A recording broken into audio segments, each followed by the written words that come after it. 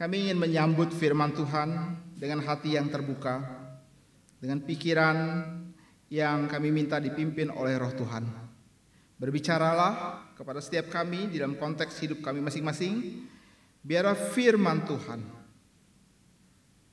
menelusuri setiap bagian daripada kehidupan kami, pemikiran kami, hasrat kami, dan kemauan kami. Biarlah firman Tuhan sendiri yang akan bertahta dalam kehidupan kami. Dengarkan doa ini ya Bapa, dalam nama Tuhan Yesus kami berdoa.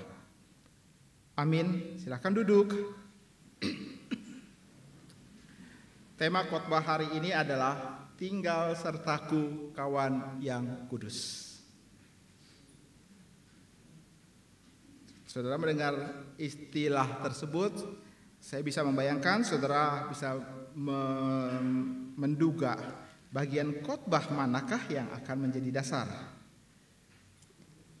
Ya betul, mari kita melihat Lukas pasal yang ke-24. Injil Lukas pasal yang ke-24. Injil Lukas pasal yang ke-24.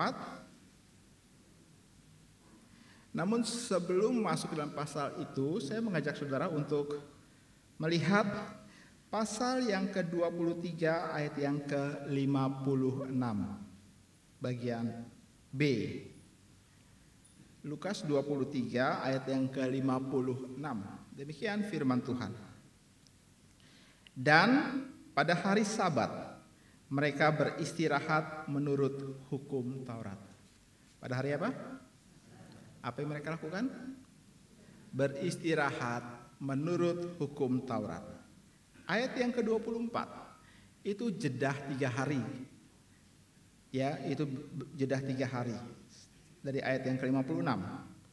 Tetapi pagi-pagi benar pada hari pertama minggu itu. Tetapi pagi-pagi benar pada hari pertama minggu itu. Dan kalau kita membaca terus perikop ini, kita langsung bertemu dengan cerita tentang perempuan-perempuan yang datang ke kubur Yesus, tetapi mereka menemukan kubur itu kosong. Dan mereka bertemu dengan malaikat yang berkata, saudara, perhatikan ayat yang ke-6. Ia tidak ada di sini, ia telah bangkit. Ingatlah apa yang dikatakannya kepada kamu ketika ia masih di Galilea. Ingatlah apa yang dikatakannya kepada kamu. Jadi pada waktu datang melihat kubur kosong, malaikat mengalihkan situasi dengan berkata, ingat perkataannya. Ya, lalu kemudian ayat yang ke-13. Ayat yang ke-13 kita lihat, pada hari itu juga. Hari apa itu? Hari apa? Hari yang sama atau sudah beda hari? Hari yang sama. Jadi hari di mana Yesus bangkit bertemu dengan perempuan-perempuan itu. Pada hari itu juga Yesus akan bertemu dengan 2 orang murid yang dipercaya, yang seorang bernama Lukas, yang kedua bernama Kleopas, yang sedang berjalan menuju ke Emmaus. Jadi hari itu juga, 3 hari sebelumnya, hari Sabat masuk, mereka beristirahat. 3 hari kemudian, pada hari kebangkitan, malaikat mengingatkan, ingatlah apa yang dikatakannya.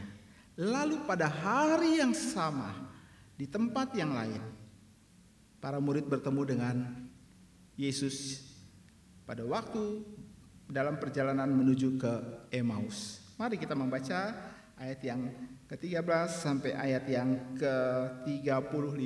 Agak panjang memang, tetapi mari kita bersama-sama merefresh ingatan kita untuk peristiwa ini. Semua yang pria membaca ayat yang ganjil dan semua yang wanita membaca ayat yang genap. Demikian kita membaca bersama-sama. 1, 2, 3. Pada hari itu juga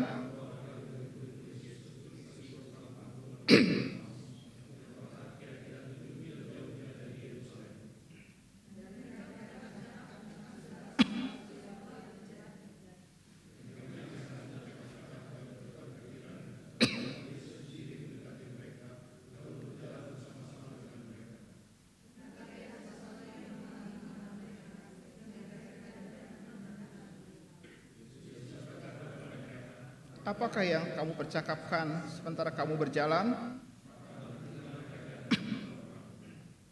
Seorang dari mereka namanya Kleopas menjawabnya.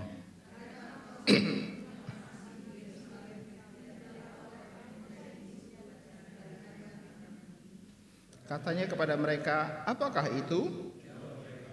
Apa yang telah terjadi?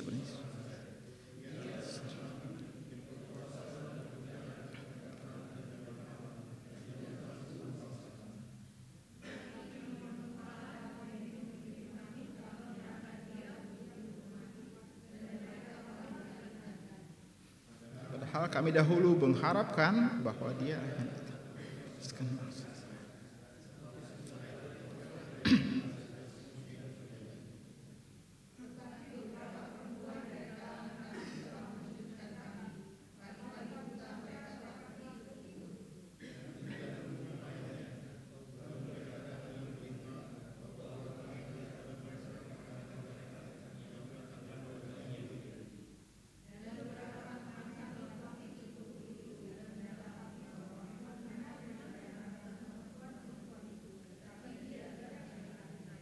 Lalu ia berkata kepada mereka, hai kamu orang bodoh, betapa lambannya hatimu sehingga kamu tidak percaya segala sesuatu yang telah dikatakan para nabi.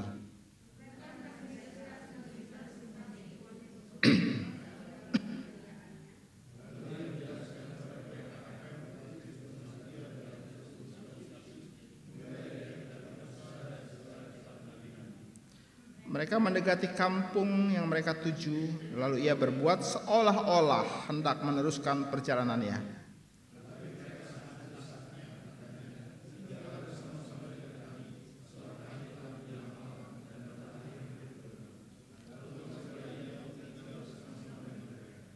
Waktu ia duduk makan dengan mereka, ia mengambil roti, mengucap berkat, lalu memecah-mecahkannya dan memberikannya kepada mereka.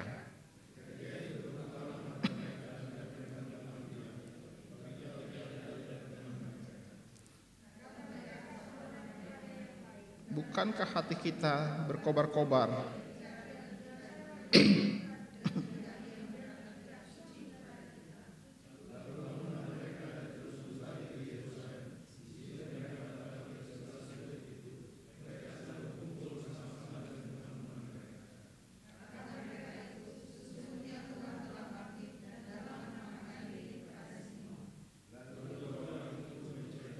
Apa yang terjadi di tengah-tengah jalan dan bagaimana mereka mengenal dia pada waktu ia memecah-mecahkan roti. Sampai sedemikian jauh pembacaan firman Tuhan itu. Bapak Ibu yang dikasihi oleh Tuhan, peristiwa ini konteksnya adalah pada hari kebangkitan daripada Kristus. Peristiwa yang pernah menggoncang daripada kehidupan para murid 3 hari yang lalu. Namun pada hari itu peristiwa yang lain menggoncangkan kembali kehidupan para murid. Tetapi bukan berita tentang kematian. Sekarang adalah berita tentang kebangkitan. Berita kematian betul-betul memporak-porandakan sebuah hidup daripada orang-orang yang berjalan bersama dengan Tuhan selama 3 tahun lamanya. Kehidupan mereka seakan-akan tercabik-cabik oleh karena mereka tidak berdaya memandang Kristus ditangkap, lalu mendengar berita Yesus diadili dan sangat kaget ketika mendengar bahwa Yesus dihukum mati. Saudara, mereka tidak senang mendengarkan semua berita tersebut. Tapi mau tidak mau mereka harus mengalaminya. Berita itu bukan sesuatu yang berada di luar kemampuan atau kendali daripada Allah semata. Tetapi berita itu adalah memang kehendak daripada Allah Bapa. Kitab Yesaya berkata bahwa Allah Bapa menyerahkan dia. Dia harus mengalami semua penderitaan itu. Bagi para murid, berita ini adalah sesuatu hal yang, atau peristiwa ini sesuatu hal yang mereka tidak pernah mau harapkan. Tetapi mereka sekarang sedang menyaksikan kebenaran Allah dipaparkan di depan mereka melalui peristiwa Yesus ditangkap, diadili, dan dihukum mati. Bukankah itu yang ditulis di dalam kitab suci? Bukankah itu yang dinyatakan di dalam kitab suci?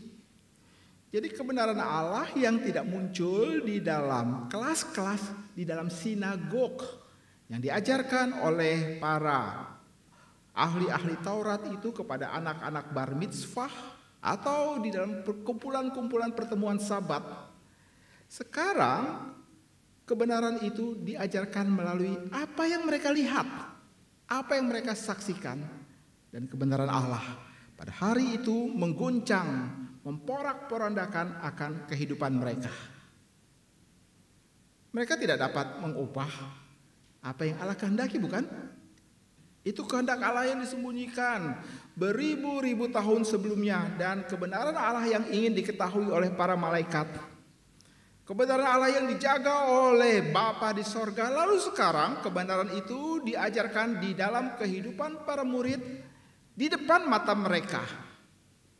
Kebenaran yang mereka saksikan hidup di dalam orang yang mereka sangat kasihi.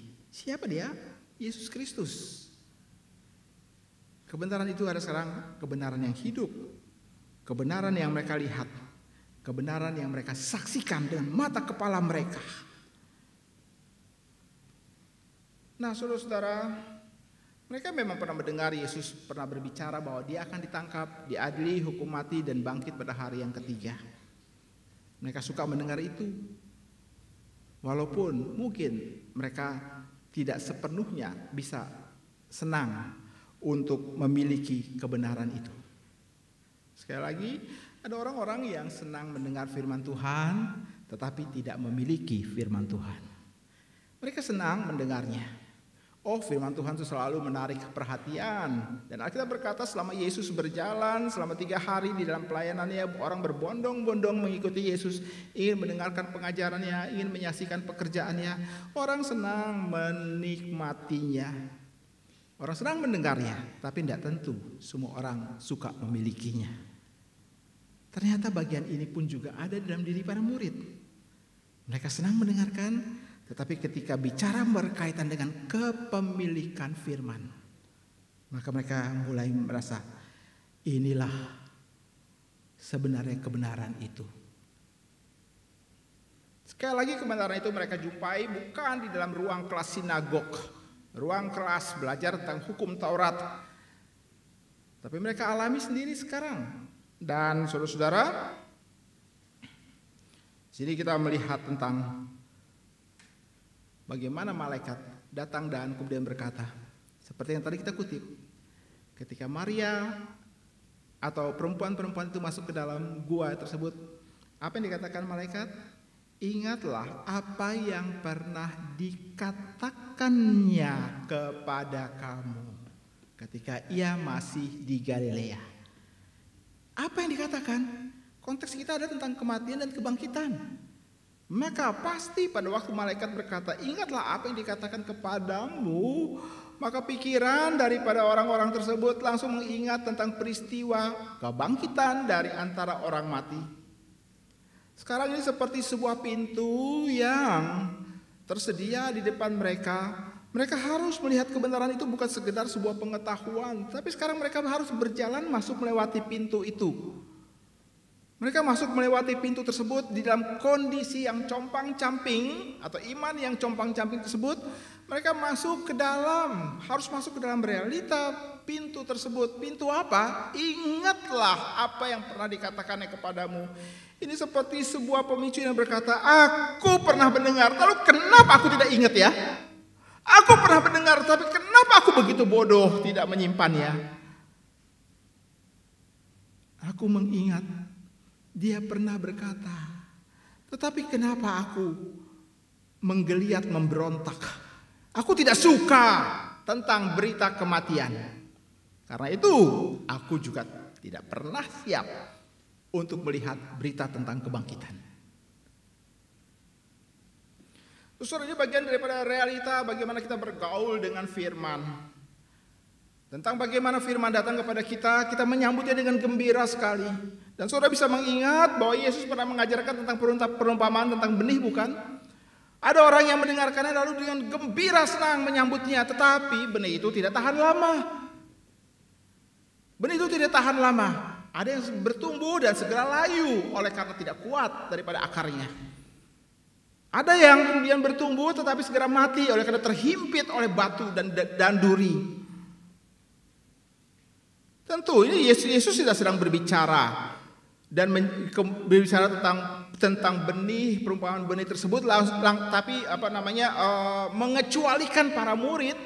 Tidak, para murid bagian daripada cerita tentang perumpamaan itu. Dan sekarang baru mereka menemukan kebenaran. Kenapa malaikat harus berkata, ingatlah apa yang pernah dikatakannya kepada kamu. Ternyata mereka mendengar, menyambut dengan gembira, tapi segera kekhawatiran daripada dunia.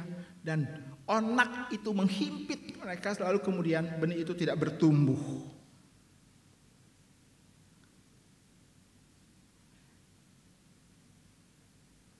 Ini kenapa menjadi alasan kenapa kita terlihat seperti orang yang tidak beriman meskipun kita senang mendengarkan firman. Ini menjadi detail cerita bahwa kita harus mengakui kita harus mempercayai firman, tapi kita harus membacanya dari sisi kehidupan. Sekali lagi saudara, kita menyukai firman, bahkan kita harus mempercayai firman Tuhan, karena dengan demikian kita akan bertumbuh dalam iman kita.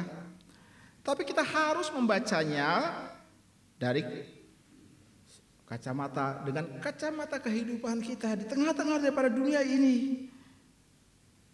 Kita membacanya dari kehidupan kita. Baru kita menemukan kebenaran daripada firman itu sungguh-sungguh hidup. Firman Tuhan itu menjadi hidup karena kita baca dari kehidupan kita di dalam dunia yang dalam notabene sedang berada dalam kehilangan ini. Dunia di dalam situasi hidup, di dalam tragedinya yang membingungkan. Tuhan berkata melalui malaikat, ingatlah apa yang dikatakan kepada kamu dahulu pada waktu ia ada di Galilea. Maka di sini saudara kita lihat firman bukan sekedar kita mendengarkan daripada firman, tapi firman itu adalah yang menolong kita untuk menafsir daripada kehidupan kita. Kita membaca di dunia ini dengan kacamata daripada firman. Kita membaca dunia ini dari kacamata kebenaran yang dipaparkan oleh firman Tuhan. Mungkin saudara-saudara kebenaran tersebut adalah kebenaran yang pernah kita dengar 1 tahun yang lalu, 5 tahun yang lalu, 10 tahun yang lalu, yang pernah kita dengar dan tersimpan dengan baik dalam kepala kita. Mungkin pada waktu itu kita tidak menyadari, sudah tersimpan di dalam benak kita. Itu sebab kenapa malaikat berkata, ingatlah apa yang pernah dikatakan dahulu. Berarti malaikat semua mau berkata, kamu pernah memilikinya, kamu pernah menyimpannya, kamu pernah mendengarkannya. Tapi sekarang kamu masuk dan menuju kepada kubur Yesus dengan iman kematian. Kamu bahkan tidak mengharapkan dia bangkit. Kamu datang dengan membawa rempah-rempah untuk merempahi tubuh Yesus supaya tidak cepat busuk. Kamu datang ke dalam kubur itu dengan iman kematian. Dan kamu sekarang berjumpa dengan sebuah situasi yang menggoncangkan kembali hidup kamu. Ada apa ini sebenarnya yang terjadi di sini? Maka seorang Petrus pun juga ketika dia mendengarkan berita daripada perempuan tersebut, cepat-cepat lari bersama murid yang paling muda itu. Dia menelongok ke dalam kubur dan bertanya, apa yang sedang terjadi? Petrus bertanya, apa yang sedang terjadi? Kita mendengar, tapi tidak memiliki. Ini dua hal yang berbeda. Tuhan mau kamu mendengar dan kamu memilikinya. Para murid yang bersama dengan Tuhan selama 3 tahun itu bergumul untuk memiliki kebenaran itu. Terus saudara, bergumul berarti bukan menolak bahwa kita harus beriman kepada Dia. Bergumul adalah kita bergumul. Apakah betul firman itu? Itu pergumulan iman kita sebenarnya. Pergumulan iman kita bukan pergumulan iman dari sakit menjadi sembuh. Pergumulan iman kita bukan pergumulan tentang bagaimana tadi tidak memiliki pekerjaan sekarang memiliki. Pergumulan iman kita bukan sekedar berkaitan dengan hal mendapatkan jurusan sekolah yang kita harapkan. Tidak, bukan. Pergumulan iman kita itu sebenarnya adalah firman Tuhan bisa aku percaya atau tidak. Itu pergumulan iman kita. Kita tidak menolak untuk mau beriman. Oh, kita suka, aku mau beriman. Tapi pergumulan iman kita adalah firman Tuhan itu bisa aku terima atau tidak. Saudara bisa bayangkan kalau begitu sekarang. Kalau ada orang yang tidak pernah mengetahui firman Tuhan, dia mau bergumul apa? Apa yang dia pergumulkan? Hanya orang-orang yang memiliki firman Tuhan. Mereka lah yang bergumul untuk menemukan kebenaran itu dalam kehidupan mereka. Kalau tidak memiliki firman Tuhan, apa yang digumuli? Mereka hanya bergumul untuk melihat kebingungan mereka, kehilangan mereka. Mereka bergumul untuk tragedi-tragedi kehidupan yang mereka alami. Itu pergumulan dan memikirkan tentang bagaimana caranya supaya itu bisa lewat. Tanpa harus meminta ada intervensi daripada Allah. Kita tahu Allah akan intervensi pada waktu kita mengingat firman. Di situ baru kita mengetahui tentang, di situ Allah hadir. Di situ Allah hadir. Sehingga saudara, pada bagian pembukaan ini saya ingin menjelaskan bahwa firman Tuhan itu adalah yang akan menolong kita untuk menafsir kehidupan. Dan titik tolaknya adalah menemukan kebenaran kekal bahwa Allah adalah pikiran terbaik kita.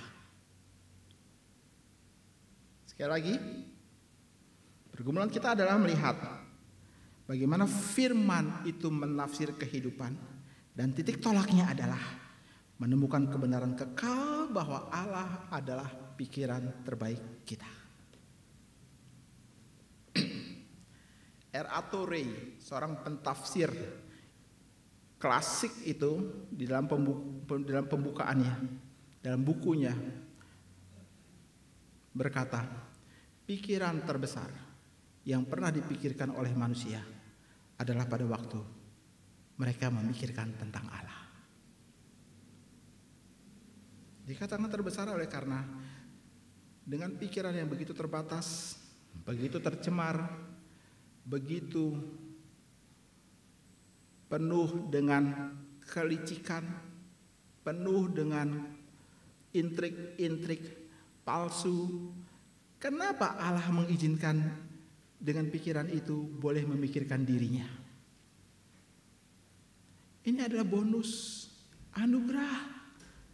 Orang masih bisa memikirkan tentang Allah dengan pikiran yang banyak sekali dengan sisi dan dinamika keberdosaannya, penuh dengan intrik-intrik kepalsuannya. Allah izinkan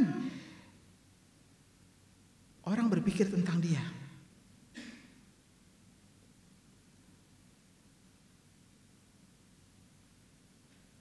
Itu tanda Allah tidak pernah mau membiarkan firman yang pernah dibiarkannya itu berlalu dengan percuma. Bukan kalau kita berkata demikian, bukan? Allah mengingatkan mereka. Orang ini sedang berjalan dalam kebingungan. Allah mengingatkan mereka Dalam kisah kita Allah mengingatkan melalui para malaikat yang duduk di dalam kubur tersebut. Allah juga akan mungkin menempatkan ada banyak malaikat-malaikat yang lain. Siapa mereka? Itu mungkin sesama orang percaya yang ada di sekitar kita. Dalam konteks kehidupan kita untuk menolong kita mengingat kebenarannya yang membantu kita untuk mentafsir kehidupan kita. Bapak, Ibu, dan Saudara yang kasih Tuhan, firman Tuhan itu akan membawa kita kepada kehidupan yang seharusnya di hadapan Allah, di mana kita dapat menaruh kepala kita dan untuk beristirahat di dalam anugerah Tuhan. Itu sebab kenapa di dalam Lukas 23 saya mengajak pembacaan ini saya mengajak saudara membaca dari Lukas 23 ayat 56. Ayat itu berkata, pada hari Sabat mereka beristirahat menurut hukum Taurat. Pada hari Sabat mereka beristirahat menurut hukum Taurat. Pada hari kebangkitan mereka beristirahat di dalam anugerah Tuhan. Mereka meletakkan kepalanya di dalam anugerah Tuhan. Ingat Tuhan Yesus berkata, orang yang mau mengikut Tuhan Yesus terus bilang, burung mempunyai sarang, serigala mempunyai liang, tapi anak manusia tidak pernah punya tempat buat meletakkan kepalanya. Kenapa? Belum kematian, belum kebangkitan. Setelah kematian dan kebangkitan Kristus, maka dia yang meletakkan tempat istirahat. Letakkan kepalamu dalam anugerah, beristirahatlah dalam kebenaran Tuhan. Langsung hari itu setelah peristiwa, hari itu juga para murid langsung bergelora hatinya, bukan? Bergembira, dan kita berkata, pantas hati kita berkobar-kobar ketika berjalan sepanjang hari itu. Ketika dia menceritakan tentang firman Tuhan, hati kita berkobar-kobar. Itu tanda Tuhan tidak akan pernah membiarkan iman daripada orang percaya makin redup, makin redup, makin redup, makin redup, makin redup, dan mati. Ya, saya berkata, pelayanan Mesias itu adalah api yang redup tidak akan dipadamkan ya. Kemudian buluh yang terkulai tidak akan dipatahkan. Para murid hari itu redup apinya. Para murid hari itu seperti buluh yang terkulai. Tapi Bapa di sorga melalui peristiwa kebangkitan menjaga, mengkobarkan kembali api akan cinta kepada Allah dan mentegakkan kembali buluh yang sedang patah terkulai itu. Fakta kebangkitan mengubah hidup mereka menjadi seorang percaya yang mengasihi Kristus, yang membuat mereka makin percaya kepada Kristus. Nah, saudara, setelah bagian intro ini saya akan mengajak saudara untuk memikirkan 3 hal tentang peristiwa kebangkitan Kristus dalam perjalanan para murid ke Emmaus. Itu menjadi fokus daripada khotbah pada hari ini. Ada 3 hal yang akan kita coba pikirkan. Yang pertama itu adalah tentang harapan kepada Kristus. Yang kedua adalah tentang tinggallah bersama dengan kami. Dan yang ketiga adalah tentang kuasa kebangkitan. Itu 3 hal. Tentang harapan kepada Kristus. Yang kedua tentang, dalam tanda kutip, tinggallah bersama kami. Yang ketiga tentang kebangkitan. Mari kita melihat ini satu persatu. Saudara, tentang harapan kepada Kristus. Di dalam ayat yang ke-19,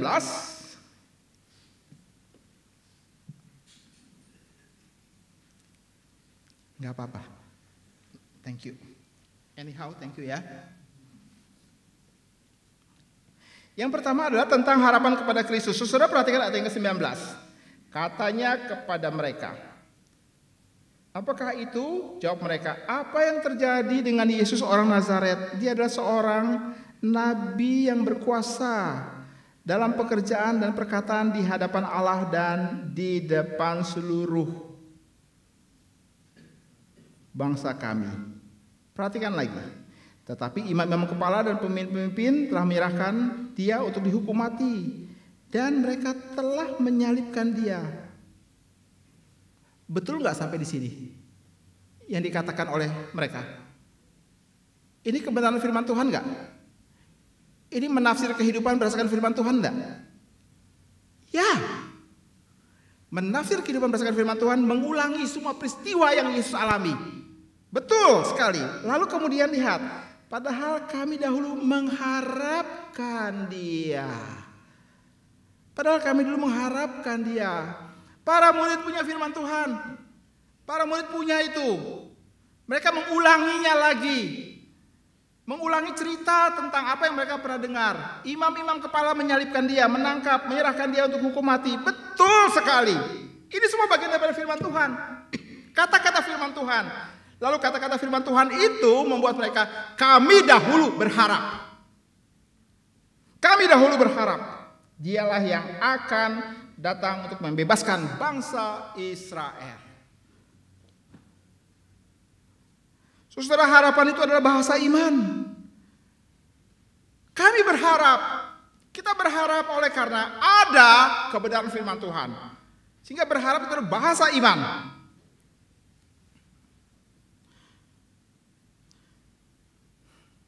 Saudara-saudara, inilah dunia di sekitar para murid saat itu sebelum kebangkitan.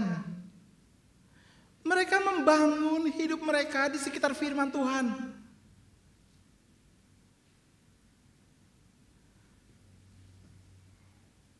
Saya kadang-kadang pikir ya, kalau orang berkhotbah, lalu kemudian melihat para murid, kok cek bodoh, nggak ngerti-ngerti seperti begitu. Saya pikir-pikir kok berani ya? Enggak loh. Para murid mereka mendengarkan firman Tuhan baik-baik. Mereka membangun hidup mereka di sekitar Yesus loh. Betul atau benar? Mereka membangun hidup mereka di sekitar Yesus. Mereka membangun hidup mereka di sekitar firman Tuhan. Mereka memahami dunia mereka itu di sekitar Yesus. Tidak salah. Mereka kutip kok semua cerita yang Yesus pernah katakan.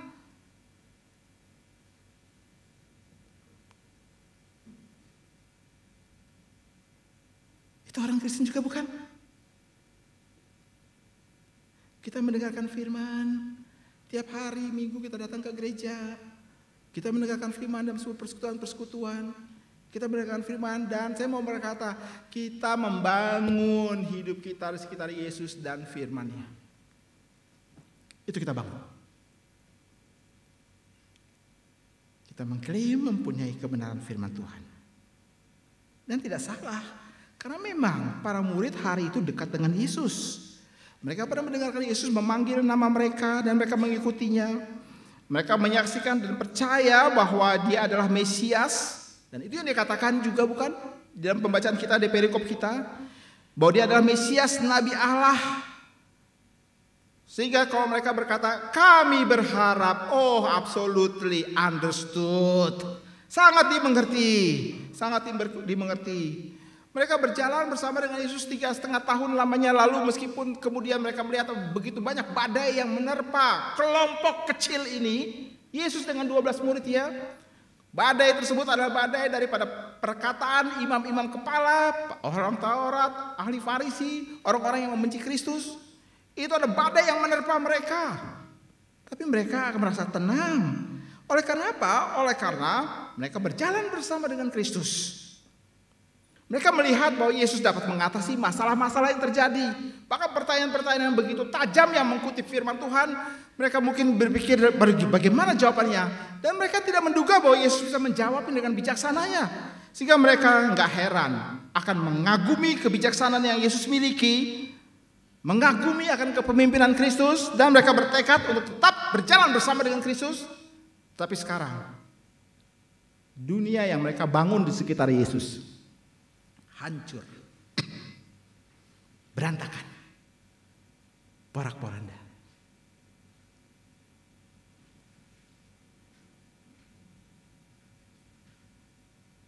Kebenaran ini membawa kita untuk memikirkan dunia seperti apa yang kita bangun di sekitar kita ketika kita berkata, aku mengikut Yesus. Dunia seperti apa yang kita bangun? Apakah menjadi sama seperti dunia orang-orang Yahudi yang menantikan Mesias yang akan datang dan membebaskan mereka?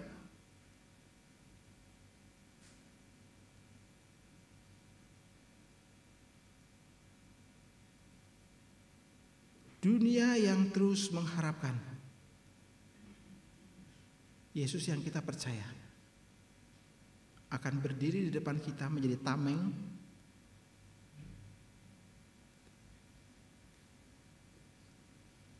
Yesus yang memberikan 5 roti dan 2 ikan. Dan dia tidak akan pernah beranjak dari hidup kita.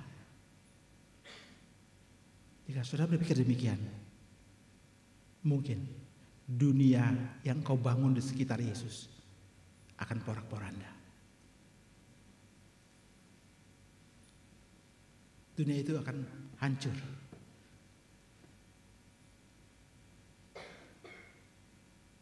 Padahal kami dahulu berharap.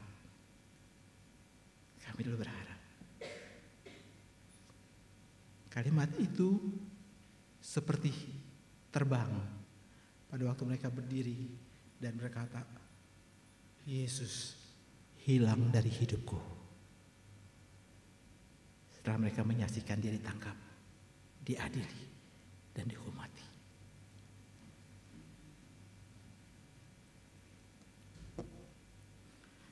Saudara, harapan itu adalah bahasa iman. Harapan itu adalah ekspresi, implikasi yang kita bangun pada waktu kita percaya kepada Kristus. Harapan.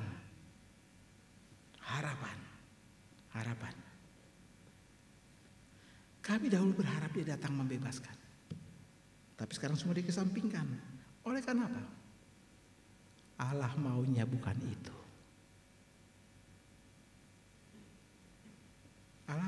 Keinginan Allah bukan di situ. Keinginan Allah adalah Yesus harus diremukkan. Yesus harus terlihat seperti yang tidak berdaya. Yesus harus kemudian meregang nyawa di atas kayu salib. Itulah kehendak daripada Allah Bapa atas diri Kristus. Dan itulah kehendak Bapa. Semua murid harus menyaksikan peristiwa itu dengan mata kepalamu sendiri. Sehingga engkau dapat berkata, harapan dengan perspektif yang berbeda. Dengan cara yang berbeda. Disitulah kita melihat Allah menegur mereka. Bahkan Allah juga menegur kita. Bahkan sampai Allah menegur orang-orang percaya sepanjang abad dan tempat yang mau dalam tanda kutip menguasai Kristus dengan harapan mereka. Dengan harapan mereka. Dan segera akan menjadi kecewa jika harapan itu diambil dari antara mereka. Sebab harapan, sekali lagi itu adalah bahasa iman. Harapan itu bukan milik kita. Harapan itu adalah milik Kristus. Harapan itu adalah milik Kristus. Dialah sumber harapan. Dialah harapan itu. Dan kepada dialah kita berharap. Kita berharap apa? Kita berharap bahwa ketika berjalan bersama dengan dia, kita akan menikmati kealahannya. Berjalan bersama dengan dia, kita akan menikmati kuasa kebangkitan daripada dia. Ketika berjalan bersama dia, kita akan semakin percaya kepada dia. Ketika berjalan bersama dia, kita akan menemukan jawaban-jawaban di dalam kehendak dia. Untuk semua permasalahan hidup yang kita sedang hadapi. Ini hal yang pertama. Para murid ditegur oleh Kristus. Padahal dahulu kami berharap bahwa dia akan membebaskan Israel. Yesus yang bangkit dari kematian tersebut memberikan harapan yang lain. Harapan yang lain. Kerajaanku bukan dari dunia ini. Kata Yesus bukan? Baru sekarang kita mengerti. Oh, itu maksudnya. Baru aku mengerti. Kerajaanku bukan apa yang kulihat dengan mata kepalaku. Kerajaanku bukan apa yang aku dengar dengan telingaku. Engkau harus memahami firman Tuhan bukan dengan sesuatu hal yang bersifat alami yang engkau lihat dan engkau dengar. Engkau memahami firman Tuhan berdasarkan sesuatu yang supra alami. Saudara, di dalam PA kemarin, di dalam RECS kemarin saya menyinggung apa yang dilihat oleh mata, apa yang tidak pernah dilihat oleh mata, apa yang tidak pernah didengar oleh telinga, apa yang tidak pernah dirasakan oleh hati, itulah yang disediakan oleh Allah bagi setiap orang yang mengasihi Dia. 1 Korintus bukan? Seorang bisa memandang sesuatu dengan mata jasmani mereka, tapi mata jasmani tidak bisa memandang apa yang berada di balik yang kau lihat.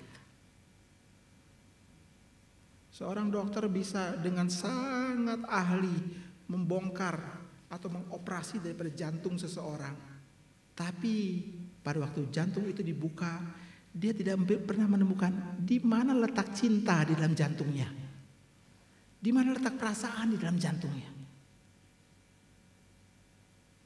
Seorang bisa kemudian melihat atau seorang ahli saraf bisa meneliti saraf seseorang yang kejepit atau apalah itu, bisa membetulkannya, tapi tidak pernah bisa menemukan di manakah ekspresi daripada kasih yang memberikan kehidupan daripada seseorang melalui saraf-saraf itu. Tidak tahu di mana bisa menemukan cinta itu.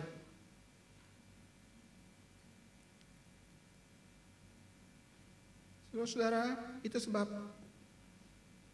harapan itu bukan sesuatu hal yang alami yang kita lihat, sesuatu yang supra alami yang Yesus berikan. Di mana itu? Hari kebangkitan. Ini hal yang pertama. Hal yang kedua, ini adalah tentang tinggallah bersama kami. Tentang tinggallah bersama dengan kami. Saudara, hari itu adalah hari kebangkitan daripada Kristus. Hari itu adalah hari baru dalam kehidupan mereka. Hari di mana kemudian sisa Alkitab berkata, itulah harinya Tuhan. Dan gereja kemudian mengatakan, itulah hari Minggu. Kita berbakti bersama di dalam hari Minggu ini, itu adalah harinya Tuhan. Itu adalah hari di mana Kristus bangkit daripada kematian. Ini adalah hari pertama dalam satu minggu. Minggu itu bukan hari ke-7. Minggu itu adalah hari pertama dalam satu minggu. Weekendnya kapan kalau begitu? Jumat, Sabtu. Hari pertama dalam satu minggu itu adalah Minggu. Hari pertama, harinya Tuhan. Hari di mana Kristus bangkit. Hari itu kita datang dan sujud menyembah kepada Allah. Itu sebab jangan pilih-pilih alasan untuk tidak datang pada hari pertama minggu. Ngerti? Saudara boleh punya acara apapun juga, tapi hari pertama dalam satu minggu datanglah bersujud. Dengarkanlah akan firman Tuhan. Saudara masih ingat? Saya pernah berkata kepada pengurus, kita boleh pergi kemana saja. Kita pergi untuk keluar kota kemana saja. Pergi retret atau apa saja. Tapi minggu harus sudah ada di Jakarta. Minggu itu adalah harinya Tuhan. Kita berbakti. Tidak boleh bikin retret lewat minggu. Minggu kita datang ke gereja, beribadah di tempat di mana Tuhan sediakan bagi kita. Saudara-saudara, ini adalah tentang tinggallah bersama dengan kami. Di dalam cerita kita melihat para murid ketika berjalan, Lukas dan Kleopas, lalu kemudian Yesus datang nimbrung bersama dengan mereka, lalu mulai bercakap-cakap, dan mereka juga bingung siapa orang ini, dan dia tidak tahu apa yang terjadi di Yerusalem belakangan. berita yang memenuhi headline news pada hari itu. Yesus ditangkap, tokoh ini ditangkap dan dijatuhi hukuman mati. Mungkin sekarang itu akan foto Yesus disalib itu akan terpampang di media sosial. Ketika kita membuka halaman demi halaman web, kita akan menemukan berita tersebut dimanapun menjadi headline.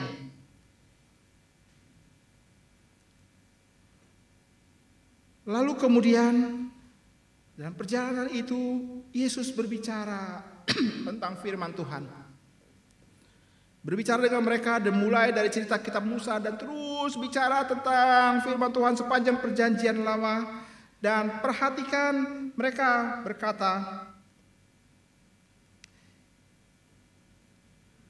saudara perhatikan ayat yang ke-29.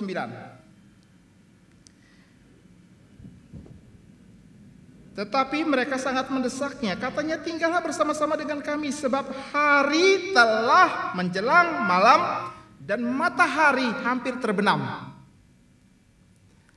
Berarti sepanjang hari loh nih. Betul apa enggak? Padahal dimulai dari catatan hari itu juga, tidak dikasih tahu hari itu juga itu jam berapa. Tapi Alkitab berkata pada akhirnya setelah menjelang malam, jadi percakapan yang mereka dengarkan dari orang dalam tanda kutip orang asing ini, itu mereka dengar sepanjang hari, sepanjang waktu sampai menjelang malam. Yesus bercerita tentang dirinya. Dimulai dari kitab Musa dan kitab para nabi. Dan itulah yang Yesus pernah katakan sebelumnya bahwa ada tertulis tentang aku dalam hukum Taurat dan kitab para nabi. Yesus seperti mengemukakan ulang semua cerita itu dan sekali lagi di sini Yesus. Sekarang Yesus. Para perempuan yang datang ke kubur itu malaikat yang mengingatkan. Sekarang Yesus sendiri. Dia mengingatkan segala sesuatu tentang dia. Dalam kitab Musa dan para nabi. Jadi tidak heran kalau mereka berkata, pantes hati kami berkobar-kobar ketika mendengarkan dia bercerita. Ini cara Tuhan membangkitkan kembali. Kebangkitan Kristus membangkitkan kembali iman yang redup itu. Membuat berkobar-kobar hati itu.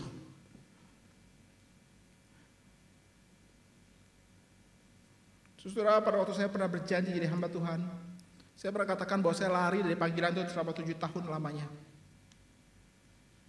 Sampai satu kali saya harus melayani waktu, kalau tidak salah waktu itu kira-kira jam 9 pagi. Saya harus melayani di gereja lain. Hari itu saya belum masuk sekolah teologi. Lalu saya pikir-pikir lebih baik saya ikut kebaktian dulu. Saya ikut kebaktian menjadi jemaat. Gereja itu adalah GIA yang ada di Pegangsaan. Wah, saya masuk gereja tersebut. Lain. Bangkunya sofa. Gak ada nih bangku kayak gini. Duduk lupa berdiri. Duduk dengar firman Tuhan. Sebelum berkhotbah dengar firman Tuhan dulu. Lalu pendetanya bilang, jangan lupa janjimu pada Tuhan. Mati aku. Saya pernah janji jadi hamba Tuhan. Hari itu saya sedang berada dalam pelarian. Tidak mau jadi hamba Tuhan. Toh gak jadi hamba Tuhan juga. Saya melayani di gereja, saya pimpin KKR, saya melayani di retret, persekutuan-persekutuan. Cukuplah, gak usah jadi hamba Tuhan. Tapi hari itu seperti Tuhan menegur. Kamu pernah janji jadi hamba Tuhan. Keluar dari gereja tersebut hati saya gelisah. Takut, berkecamuk, gak tahu mau bikin apa. Saya berusaha untuk menutupi kegelisahan tersebut dengan pelayanan. Sibuk pelayanan sepanjang hari itu. Tapi ternyata tidak menyelesaikan masalah. Hati masih bergejolak. Pikiran masih berkecamuk. Sore hari saya pergi ke gereja lain. GKI Palipo. Saya masih ingat benar. Itu 2 GKI yang Tuhan pernah datang berjumpa dengan saya. Yang khotbah pendeta perempuan. Hari itu dia khotbah dan dia berkata, jangan lupa nasar kepada Tuhan. Matang aku. Matang. Makin gelisah sampai kemudian saya diskusi dengan seorang rekan. Bukan rekan. Waktu itu masih pendeta saya. Ngobrol dan dia bilang begini, semua yang kamu pernah yang Tuhan pernah janjikan kepada kamu, Dia akan tepatkan. Tapi semua yang pernah kamu janjikan kepada Tuhan, jangan lupakan. Saya berharap datang mencari penghiburan, tapi datang makin berkecamuk. Sampai kemudian pada satu waktu di bulan Agustus, dalam satu hari tertentu, saya berlutut tahun 89 Agustus. Saya berlutut jam 1:30 pagi di samping tempat tidur dan berdoa. Saya masih ingat kalimat doa saya. Doanya begini, Tuhan, saya gak mau lari lagi, saya mau taat. Mulai hari itu hatiku berkobar. Berkobar, mengingat janji. Tuhan, mengingat janjiku mulai hari itu. Sehingga pada waktu saya membaca ayat ini, pantas hati kita berkobar-kobar. Oh Tuhan, bangkitkan jiwaku. Oh Tuhan, bangkitkan jiwaku. Ingat lagu itu? Datanglah Roh Kudus, kuasai daku dan bangkitkan jiwaku yang lesu. Ya, hari itu berkobar-kobar dan perhatikan. Sepanjang waktu itu mereka berbicara tentang firman Tuhan. Sudah menjelang waktunya, ya harus pisah. Enggak mau pisah, Tuhan tinggal. Ngerti? Supaya apa? Supaya masih bisa dengar firman. Tinggal Tuhan, tinggal. Allah melalui firman-Nya telah membuat mereka meminta agar Ia tinggal bersama dengan mereka malam hari itu. Supaya bisa punya waktu lebih lama. Dengarkan firman. Saudara, kata tinggal itu bukan berarti suatu tempat yang sama, tapi menunjukkan persekutuan yang penuh dengan rahmat yang tidak dapat dipisahkan antara Allah dengan umatnya. Tinggal dalam Dia adalah keinginan daripada Dia semata. Bukankah Yesus pernah berkata, tinggal di dalam aku? Yohanes 15 begitu? Bukan? Tinggal di dalam aku. Dia meminta kita tinggal bersama dengan Dia supaya Dia dapat menikmati persekutuan dengan dirinya. Supaya kita dapat menikmati persekutuan dengan dirinya, supaya Dia dapat berbicara tentang firman Tuhan, supaya kita dapat menikmati kuasa kebangkitan itu dan persekutuan di dalam Dia.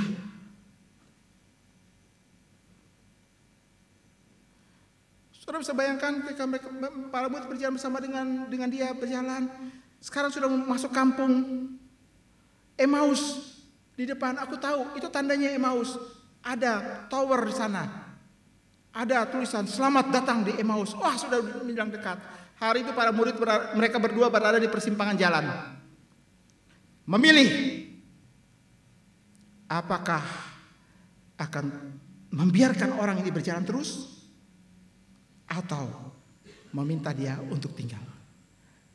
Apakah satu momen tertentu Tuhan membuat kita ada di persimpangan jalan, buat pilih. Kamu suka dengar firman atau enggak? Hatimu berkobar apa enggak? Ini tanda-tanda spesifik yang dapat kita lihat. Kalau firman itu hidup dalam hidupmu, hatimu berkobar, kamu ingin merindukan firman. Hatimu membawa engkau pada suatu posisi persimpangan jalan, membiarkan di jalan terus, atau engkau hari itu mengatakan tinggallah bersama dengan kami. Ini sebuah titik perubahan. Sebuah titik perubahan. Ketika mempersiapkan bagian ini, saya mengingat cerita yang lain di Alkitab tentang Maria. Yesus bilang, Ia sudah memilih yang terbaik. Dia pernah ada di persimpangan jalan. Di rumah itu, apakah ke dapur atau duduk di sini?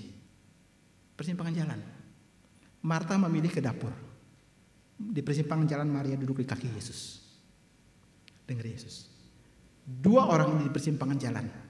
Apakah akan tinggal masuk sendiri Emmaus dan membiarkan Yesus jalan terus, atau bilang tinggallah bersama dengan aku? Tuhan menciptakan rasa cinta, rasa haus di dalam hati. Tuhan, tinggallah bersama dengan aku. Itu harus menjadi doa kita. Tinggallah bersama dengan aku. Para musafir membutuhkan penyertaan Tuhan, karena sekarang mereka akan beristirahat. Malam sudah tiba. Malam sudah makin gelap. Hari itu ketika matahari terbenam, mata pun ikut terbenam. Kita di kota Jakarta ini, ketika matahari terbenam, mata makin mendelik. Terbalik. Kenapa ya? Orang-orang dulu kok umurnya panjang ya? Karena matahari terbenam, matanya juga ikut meredam. Terbalik dengan kita. Ayo para kalong. Para kalong. Makin malam makin tuing. Lalu mulai mengeluh. Boyokku cekot-cekot, kepalaku sakit. Ya iyalah. Saudara-saudara, hari itu mereka mulai mau beristirahat. Masa-masa muda adalah masa-masa sulit jika kita tidak berjaga dan tidak berdoa. Dalam pergumulan iman, godaan dan kesedihan kita, maka disitulah tanda kita memohon, Tuhan, tinggallah di sini. Kita tidak dapat hidup tanpanya. Kita terlalu lelah untuk melanjutkan hidup kita tanpa kehadirannya. Kita mungkin dapat beristirahat dengan nyaman dan meregangkan diri kita. Kita dapat melepaskan sendal peziarahan kita dan kita istirahat. Tapi jangan lupa, mintalah dia, tinggallah bersama dengan kita. Hati yang dingin, puas diri dan sombong, kita mudah tertipu oleh dia, oleh mereka. Momen itu adalah momen di mana kita dalam tanda kutip mendesak dia untuk tinggal bersama dengan kita. Itu harus menjadi doa kita. Tuhan, tinggal ya bersama dengan kami. Tuhan, tinggallah dalam dirimu, dalam dirimu, dalam dirimu. Tinggal dalam persekutuan kami di gereja ini. Saudara mau berdoa kayak begitu? Yang ketiga, ini tentang kuasa kebangkitan. Tentang kuasa kebangkitan. Lukas mencatat pada hari itu juga.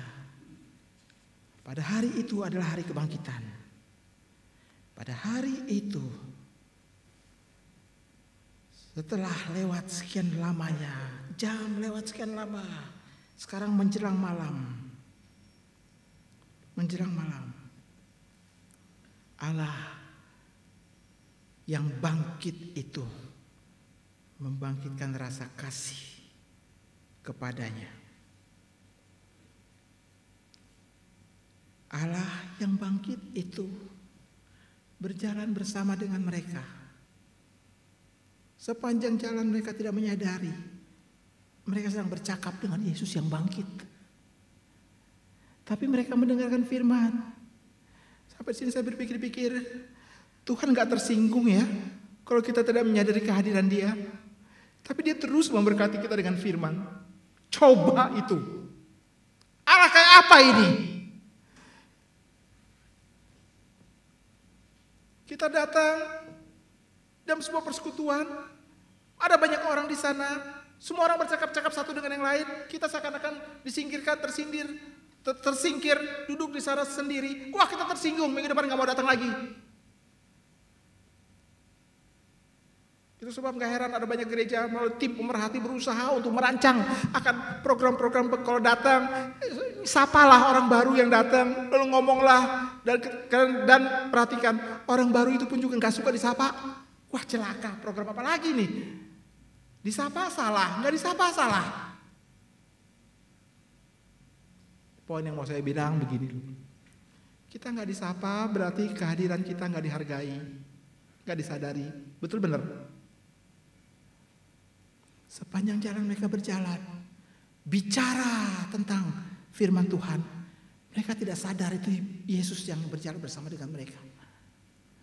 Mereka tidak menyadari itu Yesus. Menarik ya. Yesus tetap membanjiri mereka dengan firman Tuhan. Dan itu yang mereka perlukan. Sampai waktunya baru mereka sadar. Pada waktu apa? Pada waktu mereka duduk makan, Yesus mengambil alih semua kuasa dalam rumah itu. Saya pikir mungkin ini kebiasaan pada waktu itu karena mungkin Yesus lebih tua dari mereka. Lalu Yesus diberikan atau mereka memberikan kesempatan bagi Yesus, kamu yang pimpin. Saya rasa dengan budaya timur kita kok kayak nggak proper ya. Masa tuan rumah menyerahkan hak itu kepada tamu. Alkitab tidak mencatat, tapi yang ceritanya adalah pada hari malam itu di meja makan Yesus mengambil roti, Yesus memecahkan dan membagikan kepada mereka. Hari itu mereka menyadari itu Yesus. Saya mau tanya,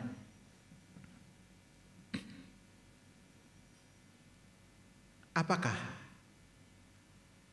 ada cara khusus Yesus memecah roti?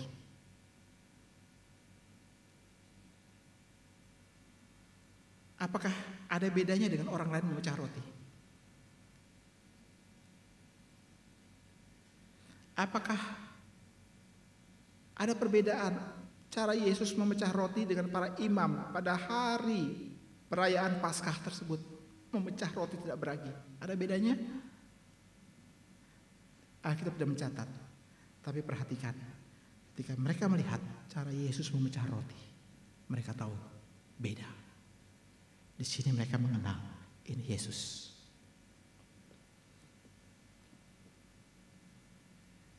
Mengenali pekerjaan Allah memecah roti. Jangan sampai kita lebih mengenali pekerjaan dosa daripada mengenali pekerjaan Allah dalam hidup kita.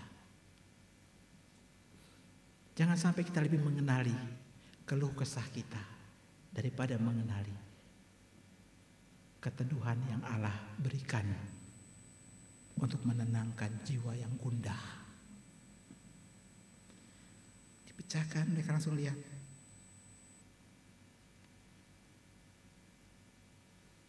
Yesuskah engkau?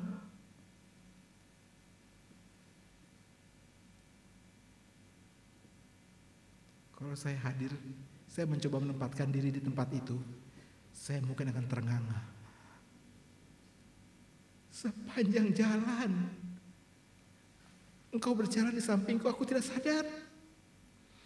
Bahkan engkau berbicara tentang firman Tuhan, tentang Yesus, tentang Mesias itu, aku pun juga tak sadar. Sampai aku mengenali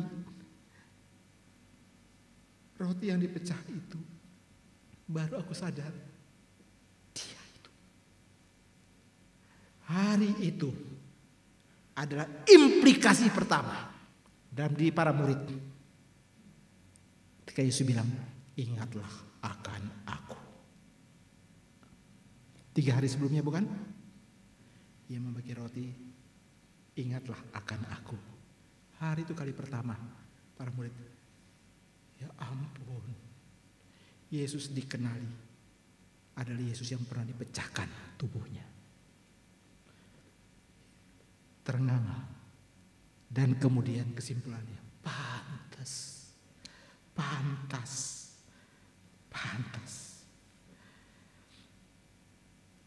Saudara-saudara, banyak orang menjadi dingin di dalam gereja, menarik diri dari gereja dan berdiam diri, pasif dan tidak melakukan apa-apa dalam gereja. Karena mereka tidak mengenali Yesus yang pernah memecahkan tubuhnya. Pantas mereka akan menjadi kelompok orang-orang yang sakit hati, mengkritik gereja dan pelayanannya.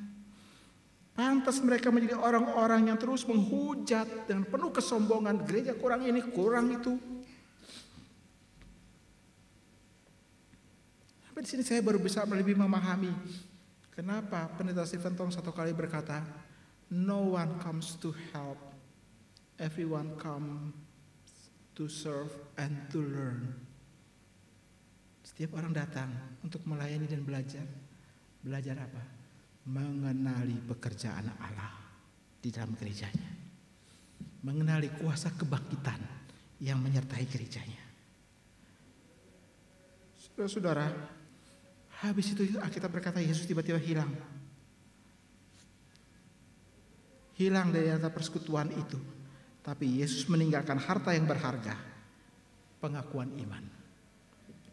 Sungguh ia sudah bangkit. Sungguh ia sudah bangkit. Ia membuka mataku. Ia membuat aku mengenali jalan-jalannya. Inilah dimensi hidup percaya yang disediakan Allah bagi kita. Kita perlu berdoa, Tuhan yang bangkit, datanglah ke gerejamu, tinggallah bersama kami, jadikan kami tempat kediaman-Mu, karena malam dari segala malam akan datang. Tinggallah bersama pelayan-Mu, tinggallah bersama umat-Mu, tinggallah bersama gerejamu. Jadilah terang kami, berikan kami bergantung kepadamu. Dengarkan doa kami. Itu harus menjadi doa kita. Doa gereja GRI Durensawit. Sudah mau berdoa bersama dengan saya? Mari kita tunduk kepala. Kita berdoa.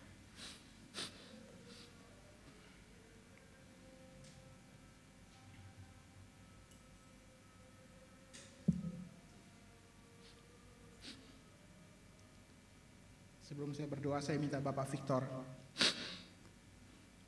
berdoa terlebih dahulu menutup firman Tuhan di dalam doa. Setelah itu baru kita akan berdoa. Saya akan berdoa.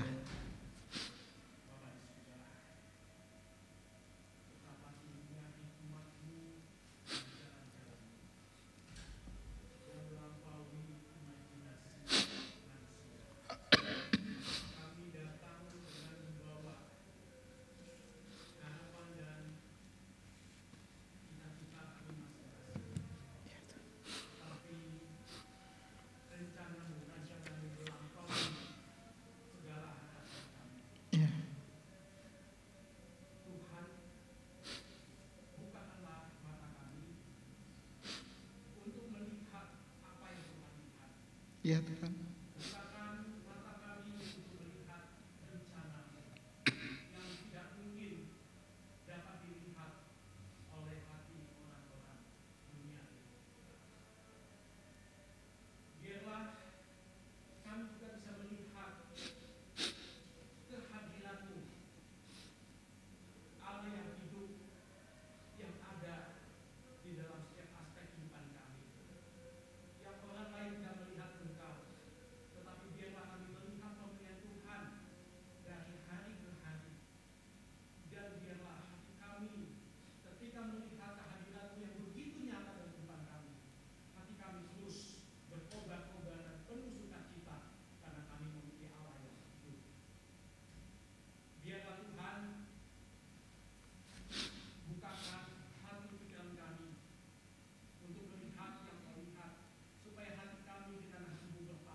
Ya.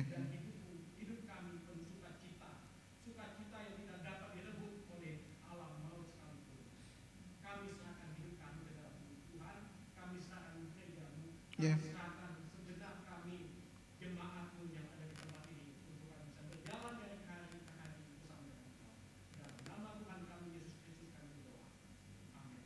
Vikaris Ayub juga akan berdoa bagi kita sekalian.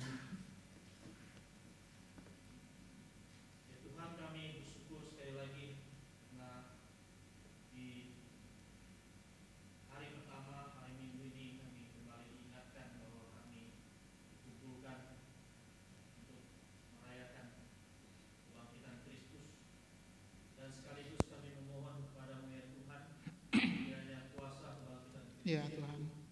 Menyertai gerejamu, menyertai kami semua ya Tuhan. Untuk berkobar-kobar melayani Tuhan, hidup bagi Tuhan. Kami bersyukur untuk anugerah Tuhan yang begitu besar yang sudah Tuhan berikan kepada gerejamu. Ya Tuhan. Serahkan gereja ini dalam tangan Tuhan. Kiranya kuasa